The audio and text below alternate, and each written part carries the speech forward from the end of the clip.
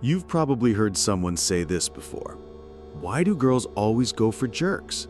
I'm a nice guy. I treat them well, I listen, I care. Why don't they want me? Sounds familiar? Maybe it's your friend, maybe it's you. But what if I told you that being the so-called nice guy isn't as nice as it sounds?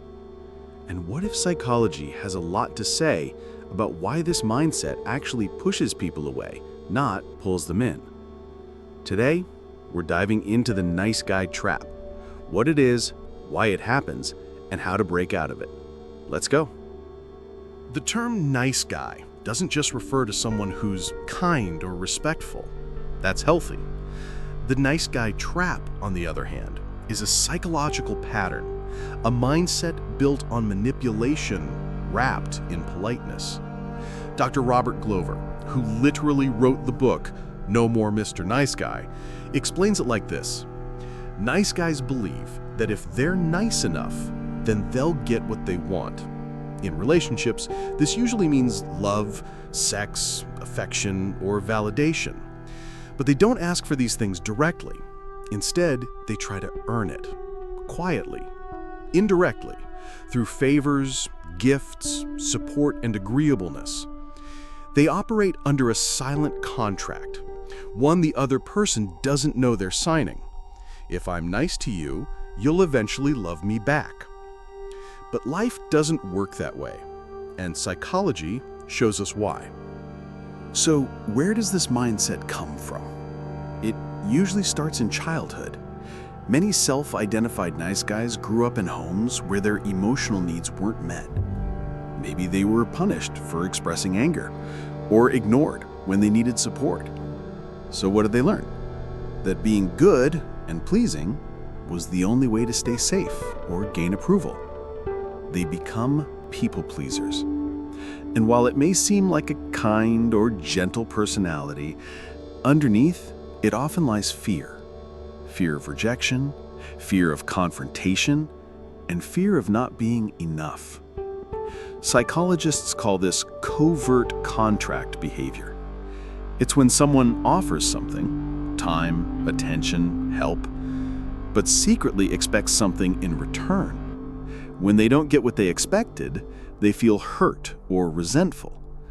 But instead of expressing it, they might shut down, or worse, lash out. That's when the nice guy becomes not so nice.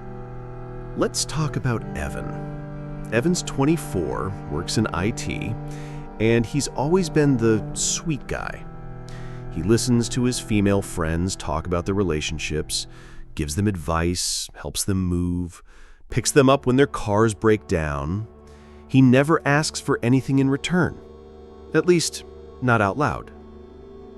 But there's one friend in particular, Anna. Anna's fun, smart, laughs at his jokes, and Evan has been in love with her for 2 years. But she's never shown any signs of being interested romantically. Still, Evan sticks around, hoping one day she'll realize he's the one. One day, Anna tells him she started dating someone. Evan smiles politely, says he's happy for her, and then goes home and throws his phone against the wall. He doesn't answer her texts. When she asks what's wrong, he says nothing, just tired. He's not tired, he's heartbroken. But more than that, he's angry. Why? Because his unspoken contract has been broken. In his mind, he did everything right. He was loyal, patient, emotionally available. But to Anna, he was just a friend. Evan's story isn't rare. It's the emotional blueprint of a lot of nice guys who end up feeling invisible and confused. But the truth is, Evan wasn't being honest. Not with Anna, and not with himself. Attraction doesn't work like a point system. You don't earn love by racking up kindness tokens. And people, especially women, can feel when your niceness comes with strings attached. From a psychological perspective, this dynamic fails because it's rooted in passivity and manipulation. Instead of clearly expressing his feelings, Evan relied on hope. Instead of making his needs known, he avoided risk. And instead of taking emotional responsibility, he acted from expectation. Psychologist Dr. Jordan Peterson explains that people respect honesty, even when it's uncomfortable. If Evan had told Anna how he felt early on, things might have been awkward but clear. Instead, he stayed stuck in ambiguity, hoping reality would change itself. Nice guy syndrome often comes with another trait: inauthenticity. Nice guys say yes when they want to say no. They agree with others to avoid conflict.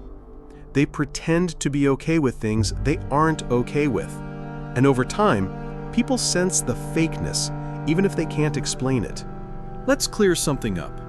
Being kind, respectful, thoughtful, those are amazing traits. They build strong friendships, healthy relationships, and real connection. The problem is when nice becomes a mask. When someone uses kindness as a tool to avoid rejection or as a secret currency to buy love, it's not kindness anymore. It's emotional bargaining. Real confidence and real relationships come from showing up authentically. That means saying what you want, being okay with hearing no, and knowing your worth isn't tied to how much you do for others. Here's the brutal truth. Some nice guys are just afraid to be disliked, so they hide their opinions, their desires, and their edges. But that very act of hiding is what kills attraction and connection. When the nice guy's approach doesn't work, the shift can be ugly. What started as politeness turns into bitterness. That's when you hear things like, "Girls only want bad boys. Nice guys always finish last. I'm done being nice." This bitterness isn't about other people. It's about unmet expectations. Expectations they never had the courage to say out loud. In psychology, this behavior links to entitlement. Even if it's unintentional, there's often a belief like, if I suffer enough, eventually I'll be rewarded. But relationships aren't compensation programs. They're emotional partnerships. And when someone expects a reward for simply not being a jerk, it shows a deep misunderstanding of emotional maturity. So, how do you break out of the nice guy trap? Here's what psychology suggests. 1, get honest with yourself. Ask yourself why you're being nice. Is it genuine, or are you trying to get something back? If there's a hidden agenda, bring it to the surface. 2, learn to set boundaries.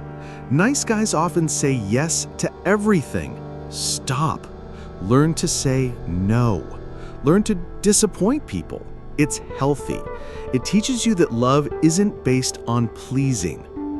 3, stop avoiding conflict. Speak your truth. If you're interested in someone, say so. If something bothers you, bring it up. Conflict isn't the enemy, dishonesty is. 4, build self-worth from the inside. Don't let your self-esteem depend on others liking you. Work on your own goals, hobbies, and growth. The more whole you feel, the less desperate you'll be for validation. 5, understand attraction isn't earned, it's felt. You can't logic someone into liking you. Attraction is emotional, not transactional. Focus on connection, not strategy.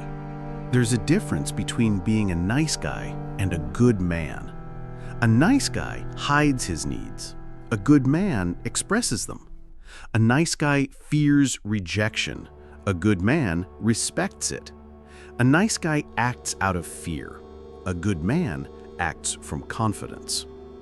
Good men don't manipulate with favors. They build connection through honesty. They don't expect rewards for being decent. They understand that love is a gift, not a transaction. So if you've fallen into the nice guy trap, you're not broken.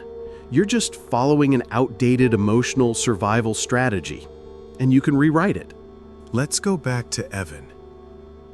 He eventually took a hard look at himself, his patterns, his passive approach, and his fear of being honest. It took time, some therapy, and uncomfortable conversations. But over time, he stopped being the guy who waited in the shadows. He stopped trying to earn love and started living in it, clearly, vulnerably, and confidently. And that made all the difference. Because in the end, people don't fall for you because you're nice. They fall for you because you're real. If this hit home for you, don't scroll away just yet. Take a second to ask yourself, am I being nice because it's who I am, or because I'm afraid not to be? If you've been stuck in this pattern, you're not alone, but you can break out of it. Drop a comment and tell us your thoughts, or share your story. And if you found this video helpful, give it a like, subscribe for more psychology insights, and share it with someone who needs to hear this. Stay real, stay honest, and don't fall for the trap.